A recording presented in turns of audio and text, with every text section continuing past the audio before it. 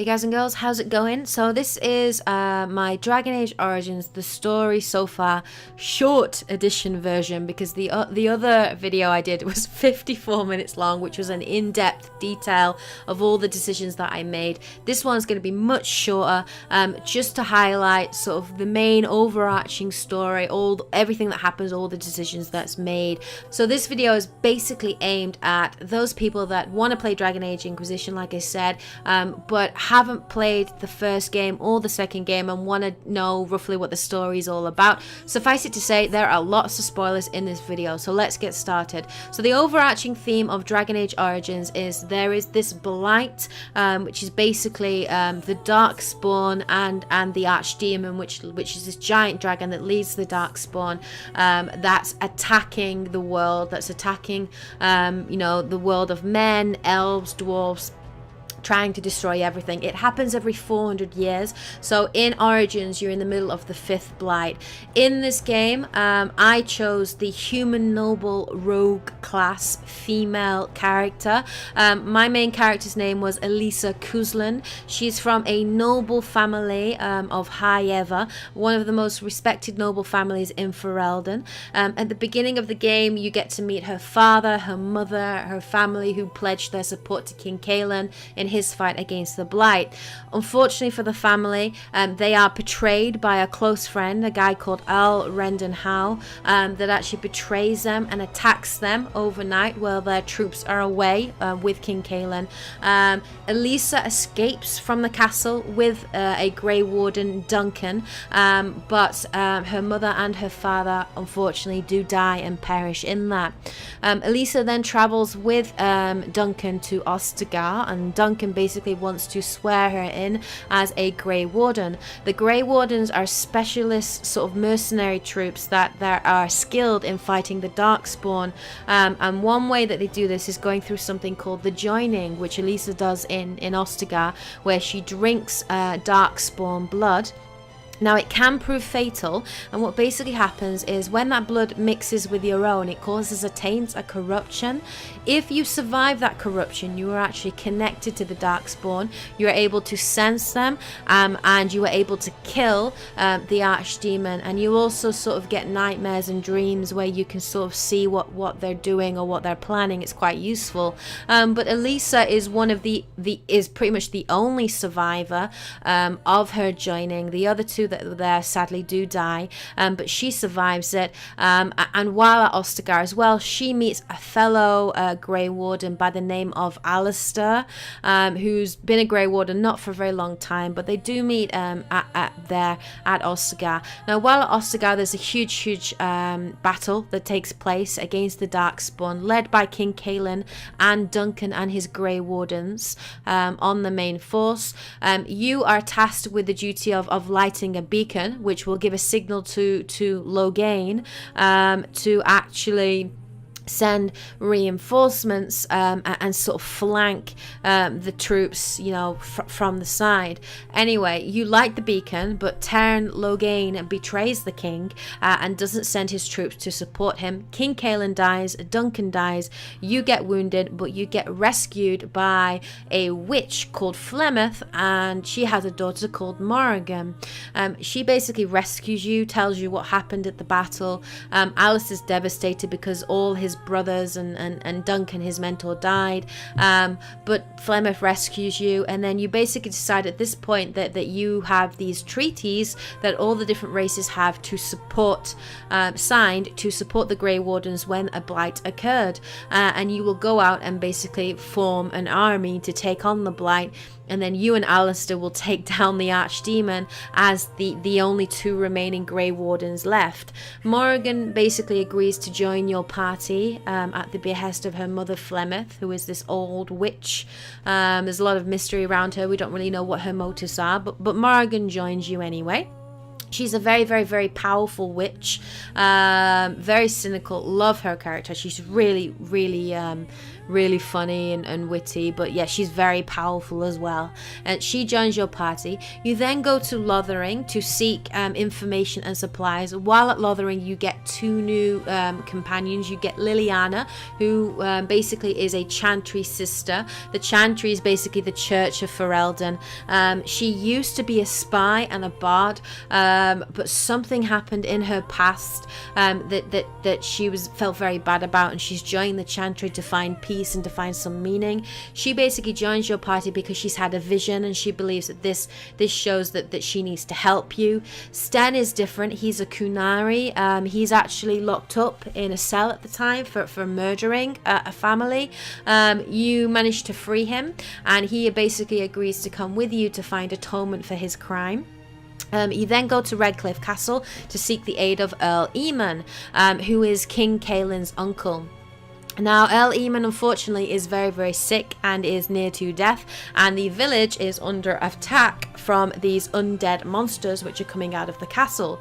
You fight your way into the castle to find out where they're coming from, and discover that the son of the Earl, a young boy called Connor, was actually quite skilled in magic, and he was being trained by a blood mage, but his magic has gone awry and he has been possessed by a demon. So you then go, in order to cure him, you need the help of mages. So you go to the Circle of Magi to try to find help to cure Connor. When at the Circle of Magi at the tower, you discover that they have their own problems, and that actually the entire tower is infested with monsters and abominations and mages that have been corrupted and have been turned into monsters, as well as mages that are fighting for their lives. The Templars have cut off the tower. These Templars are basically there to control the mages, and their job is to chase down any mages that have gone rogue, that are practicing blood magic. So they want to basically kill all the mages in the tower. You convince them to let you go inside to try and resolve the issue first before they decide to do that. You go into the tower, and when there, you actually meet up with a new companion, an older woman called Wynne. She is a good mage, I guess. She's been a circle magi for a while. She's quite elderly, and you know, she practices sort of, you know, the lighter arts, so to speak. And you fight your way through the circle tower, fight your way through demons, fight a sloth monster, and ultimately face down a blood mage, a mage that has gone bad by the name of Uldred, that has been corrupting mages and turning them into monsters, into abominations for his own sort of power and gain. You end up having to fight Uldred and kill him inevitably, but it does devastate the mages, and sadly they're not able to help you, but the Templars do agree to support you and send troops when you are fighting the Blight later on in the game. So you go back to Redcliffe Castle, sadly revealing the news that you weren't able to get the help of the mages, and instead agree to perform a blood ritual, which is done by the blood mage, where you will send Morrigan into the Fade, into the spirit realm, to fight the demon in its demon form and kill it. And Morrigan will do this, but in order to send her there, you have to do a blood sacrifice, and Connor's mother agrees to sacrifice her own life, and she loses her life. Morrigan goes into the Fade, defeats the demon and kills it, saving Connor. However, Earl Eamon is still sick because he's been poisoned by Loghain, and the only thing that can cure him is called the Urn of Sacred Ashes. So you go to find the urn, and you do this, you chase down Brother Genetivi in Denerim, and you chase him down to a village called Haven, which has kind of been taken over by this cult that's worshipping this sort of high dragon and preventing people from sort of finding the sacred urn of ashes and killing anybody that comes into the village. You've ultimately find where the ashes are kept after fighting your way through dragons and monsters and spiders and everything, and you get to where the urn is, and you meet the guardian, and you have to go through 3 trials to prove that you are worthy of you know, seeing the sacred urn. I got through all 3 trials, proved myself worthy, and took a pinch of the ashes, left the urn untouched, and then went back to Redcliffe Castle, where I was able to cure Earl Eamon, who then promised to support me in the fight against the Blight, and also to support me in trying to face off against Loghain. So then my last goal was to get the 2 remaining races onto my side. So first I started with the Dalish elves. I went to the Dalish elves, but they're quite isolationist and distrustful of humans because they've been treated quite poorly in the past and been sort of forced into indentured servitude and slavery. But the leader of the elves, a guy called Zathrian, will not support you until you help him deal with a curse that the elves are facing where they turn into werewolves. You go into the forest to try to track down the main leader called Witherfang, who Zathrin wants you to kill. When you get there, you meet the lady of the forest, who actually reveals that Zathrin is the one that put the curse on them, and that the original curse was against humans that had killed and raped had killed his son and raped his daughter, and the curse originally came from him. After fighting Zathran, you actually managed to convince him to release the curse and give up his own life, as well as the life of the spirit, to release this curse on the humans, which he does do so, feeling bad about what he had done. The curse is released, the werewolves disappear, and the elves ultimately agree to help you in your fight against the blight. Then you go to see the dwarfs in Ozamar. Now, the dwarfs at this time have a problem because they don't have a king, and only the king can agree to support you, and only the king is connected to the treaties. But the dwarfs have no king because their king, King Endrin, has actually died, and there are 2 main people vying for the throne, Prince Balin and Lord Haramont. And you must decide who to side with. Now, ultimately, I sided with Prince Balon, and I had to do 3 tasks for him to prove my worth. The first task was delivering letters to nobles. The second task was to take out a criminal sort of mafia carter. And the third task was to track down an important person at Paragon called Branka to get her support for Prince Balin, because she's very well respected. So we have to track her down, and she's sort of lost in the deep wilds, and she's looking for something called the Anvil of the Void, which is a special anvil which is used to forge golems, which are very powerful and would make the dwarfs great again. When fighting through the caves, you fight lots of darkspawn through it, because it's darkspawn infested. The deep roads is where they come from, and you fight your way through.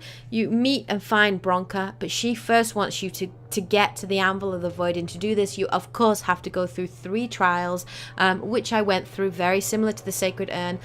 Succeeded in all of them. They involved fighting darkspawn, fighting golems, and fighting this giant face that turns. Got through all 3 trials, and I actually ended up meeting Caradin, who was the person who created the Anvil of the Void.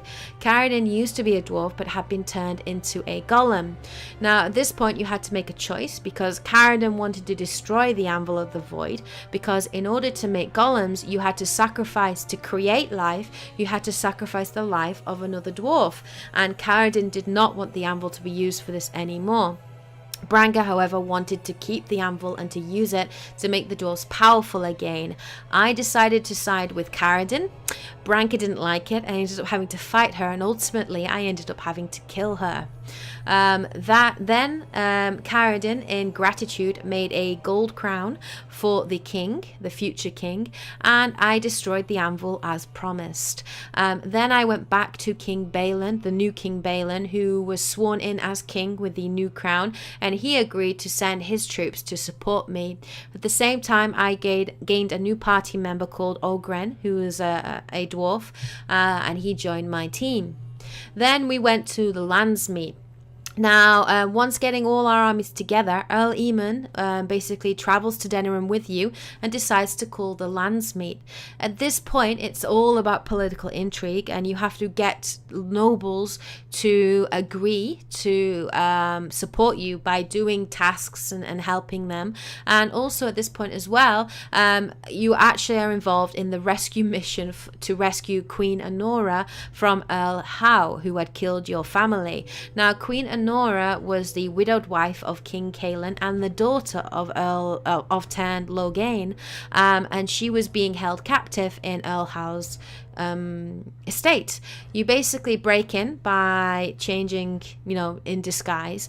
You have to kill Hau and exact revenge, and then kill the mage and are able to free Anora. Unfortunately, you are captured in the process. However, you are again then rescued by your companions Liliana and Wynne.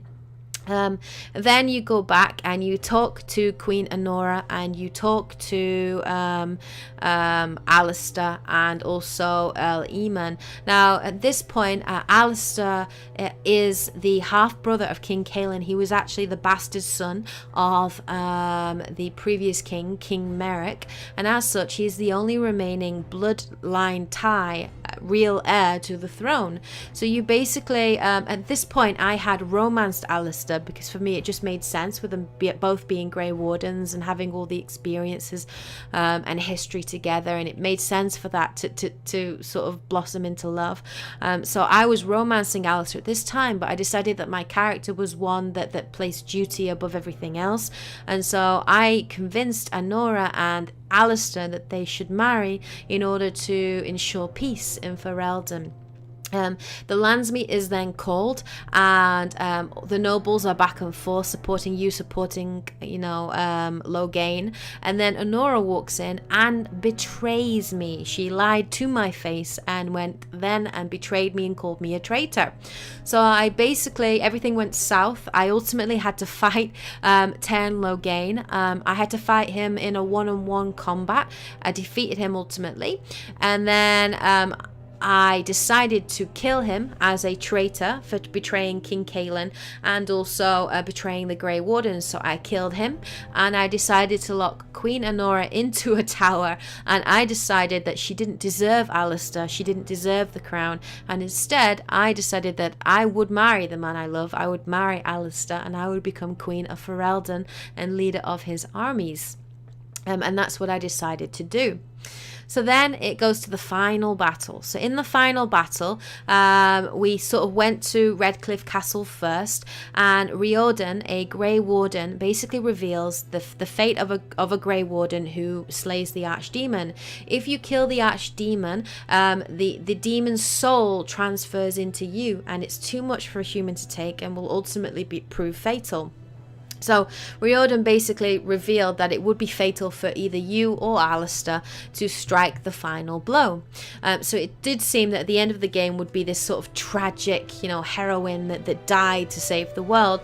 But actually Morrigan gives you an alternative, and she basically says that the only way to possibly stop that happening is to do a dark ritual where she will sleep with Alistair and will conceive a child which is conceived from the dark spawn blood in his blood, and once you slay the Archdemon, the soul of that demon, of that old god, will actually go into that child, giving that child special abilities that can be taught, can be trained. He doesn't have to become evil and corrupted depending on how he's raised.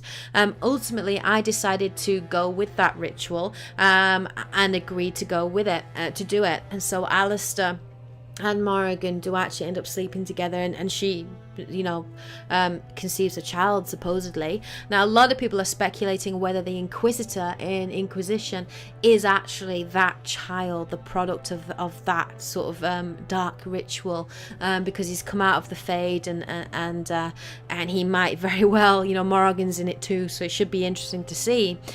So that we basically agreed to do that, and Morrigan at the end of the battle disappears into the mist. Now the final battle then is where we go to Denerim and we fight our way through. So with all my companions and the armies that I've collected, the dwarves, the Templars, the mages, not the mages, the dwarves, the Templars, the elves, the Redcliffe soldiers, we all fight our way through hordes of darkspawn, orcs, dragons, and ultimately fight the Archdemon on the roof of Fort Dracon, and after a grueling fight managed to kill the Archdemon, which destroys the roof, causes a massive sonic blast, destroys the Archdemon, put a stop to the blight, and then survive. So obviously Morrigan's dark ritual worked, and my Grey Warden and Alistair survived the fight. Alistair at the end of the game becomes king of Ferelden, and I become his queen and also leader of the armies. All my companions survived as well. Wynne chooses to stay with me. Sten goes back to the Kunari. Liliana decides to go back to being a spy and a bard, and decides to go back to Orlais to chase down somebody from her past called Marjolaine. And yeah, and so that pretty much is the end of Dragon Age Origins. That is the story of Dragon Age Origins, told very, very quickly in a nutshell. Hope you guys were able to follow that and did enjoy it anyway. Please let me know what you thought in the comment section below. I do have two videos, this short one and my much longer, more in-depth one. It's up to you, you know, which one you prefer. If you like this one but you'd like to know more detail on my thoughts at different points, please check out my longer video as well. Please hit that like button if you did enjoy this and you found it useful. Comment below, let me know what choices you made in the game, because as I say, everybody's experiences are different in Dragon Age games because of the fact it's a BioWare game. If this is the first video that you've seen on my channel and you really enjoyed it, please hit that like button to show your support, and also subscribe. Alright guys and girls, have a great day, take care, and as always, happy gaming. Yeah.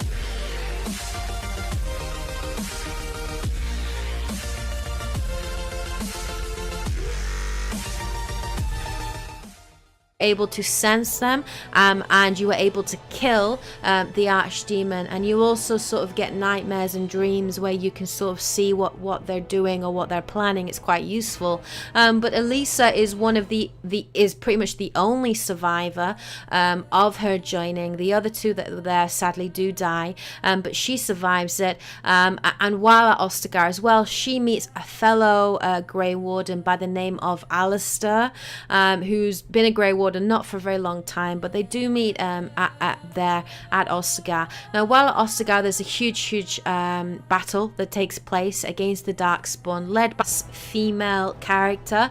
My main character's name was Adhira Cousland. She's from a noble family of High Ever, one of the most respected noble families in Ferelden. At the beginning of the game, you get to meet her father, her mother, her family, who pledged their support to King Cailan in his fight against the Blight. Unfortunately for the family, they are betrayed by a close friend, a guy called Al Rendon Howe, that actually betrays them and attacks them overnight while their troops are away with King Cailan. Elisa escapes from the castle with a Grey Warden, Duncan, but haven't played the first game or the second game and want to know roughly what the story is all about. Suffice it to say, there are lots of spoilers in this video, so let's get started. So the overarching theme of Dragon Age Origins is there is this blight, which is basically the Darkspawn and the Archdemon, which is this giant dragon that leads the Darkspawn, that's attacking the world, that's attacking you know, the world of men, elves, dwarves, trying to destroy everything. It happens every 400 years. So in Origins, you're in the middle of the 5th Blight. In this game, I chose the human noble rogue class. Her mother and her father, unfortunately, do die and perish in that.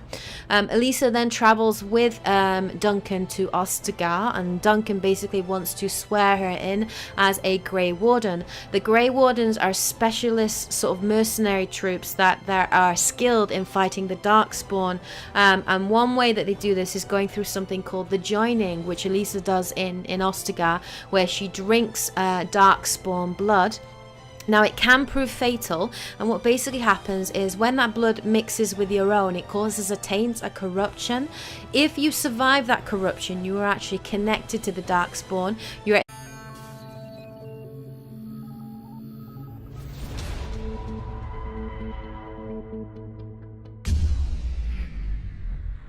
Hey guys and girls, how's it going? So this is my Dragon Age Origins, the story so far, short edition version, because the other video I did was 54 minutes long, which was an in-depth detail of all the decisions that I made. This one's going to be much shorter, just to highlight sort of the main overarching story, everything that happens, all the decisions that's made. So this video is basically aimed at those people that want to play Dragon Age Inquisition, like I said, but